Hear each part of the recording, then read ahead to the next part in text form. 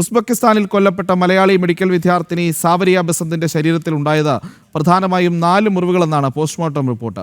തലയ്ക്ക് പിന്നിലും നെറ്റിക്കും മുറിവുകൾ ഉണ്ടായതായി റിപ്പോർട്ടിലുണ്ട്. ലാപ്ടോപ്പ് കൊണ്ട് സനറുൽ അനം ഒന്നിലധികം തവണ തലയ്ക്കടിച്ചു. മരണകാരണം തലച്ചോറിലുണ്ടായ രക്തസ്രാവമെന്നും സ്ഥിരീകരിച്ചിട്ടുണ്ട്. കൈമുട്ടിലും കാലിലും മുറിവുകൾ ഉണ്ടാക്കി. വിവരങ്ങളുമായി സുധീഷ് ഗോപാൽ ചേരുന്നു. അപ്പോൾ സുധീഷ്, ഇതുവരെ പുറത്തു വന്നതിനപ്പുറത്തേക്ക് ഈ വളരെ ക്രൂരമായ ആക്രമണം അത് ആ കുട്ടി നേരിടേണ്ടി വന്നിട്ടുണ്ട് എന്നുള്ളതാണ്. ഈ മതം മാറ്റത്തിന് വേണ്ടി നടത്തിയ ഒരു കൊലപാതകമാണ്, അതിന് സമ്മതിക്കാത്തതിന് കൊണ്ട് നടത്തിയിട്ടുള്ളൊരു കൊലപാതകമാണ്. മറ്റെന്തെല്ലാം കാര്യങ്ങളാണ് ഈ പോസ്റ്റ്മോർട്ടം റിപ്പോർട്ടിൽ പറയുന്നത്?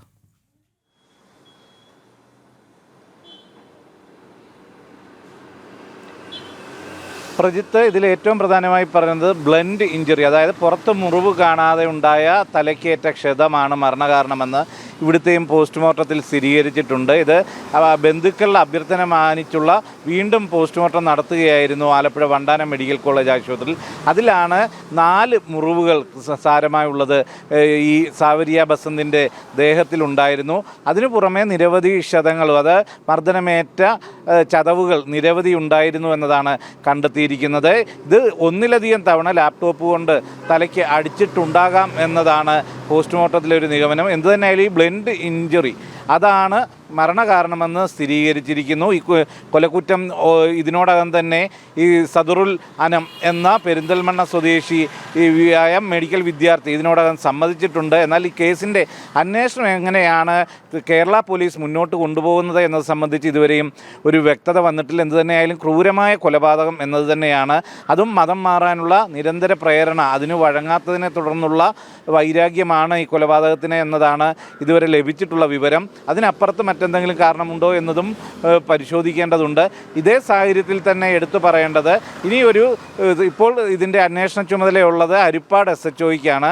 എന്നാൽ അതിനപ്പുറം ഒരു സ്റ്റേറ്റ് ക്രൈംബ്രാഞ്ചിനെ, ഒരു പ്രത്യേക അന്വേഷണ സംഘത്തെയോ നിയോഗിച്ചുകൊണ്ട് അന്വേഷണം ഉസ്ബെക്കിസ്ഥാനിലേക്ക് വ്യാപിപ്പിക്കുകയും അവിടെ നിന്നും പ്രതിയെ ഏറ്റുവാങ്ങി ഇതിൻ്റെ തുടർ നടപടികൾ കേരള പോലീസ് നടത്തുകയും ചെയ്യുന്ന രീതിയിലേക്ക് പോകുമോ എന്നതടക്കമുള്ള കാര്യങ്ങൾ നോക്കിക്കാണേണ്ടതാണ്. എന്തുതന്നെയാലും ഇന്ന് ഈ ഹരിപ്പാട് SHOയുടെ നേതൃത്വത്തിലുള്ള പോലീസ് സംഘം ഈ കുട്ടിയുടെ അച്ഛൻ്റെയും അമ്മയുടെയും അതോടൊപ്പം തന്നെ ഉസ്ബെക്കിസ്ഥാനിൽ പോയ ബന്ധുവിൻ്റെയും മൊഴി രേഖപ്പെടുത്തുന്നുണ്ട്. അതിൻ്റെ കൂടി അടിസ്ഥാനത്തിലാവും തുടർ നടപടികൾ സ്വീകരിക്കുക. എന്തുതന്നെയായാലും കേരളത്തിൽ ഇത്തരം ഒരു വലിയ ഭീഷണിയാവുന്ന മതപരിവർത്തനത്തിന് ശ്രമിക്കുന്നവരുടെ എല്ലാം ഒരു നീക്കം തന്നെയാണ് ഇത്തരമൊരു കൊലപാതകം. ഈ വാർത്തയുടെ ഏറ്റവും പ്രധാനപ്പെട്ട കാര്യവും, കാരണം മതപരിവർത്തനം നടത്താത്തതിന്റെ പേരിലാണ് പെൺകുട്ടിയെ ക്രൂരമായി ഇഞ്ചിഞ്ചായി കൊന്നത്. അതും സുധീഷ് റിപ്പോർട്ട് ചെയ്യുന്ന അനുസരിച്ചാണെങ്കിൽ ശരീരത്തിൽ മുറിവ് പുറത്തു വരാത്ത രീതിയിൽ ശാന്തരികമായി മുറിവുണ്ടാക്കാൻ കഴിയുന്ന രീതിയിലുള്ള പരിശീലനം പോലും ഇയാൾക്ക് ലഭിച്ചിരുന്നോ എന്നുള്ള സംശയം പോലും ഈ ഘട്ടത്തിൽ ഉയരുകയാണ്. എന്തായാലും അന്വേഷണത്തിൽ കാര്യങ്ങളിൽ കൂടുതൽ വ്യക്തത വരുമെന്ന് പ്രതീക്ഷിക്കാൻ പറ്റും.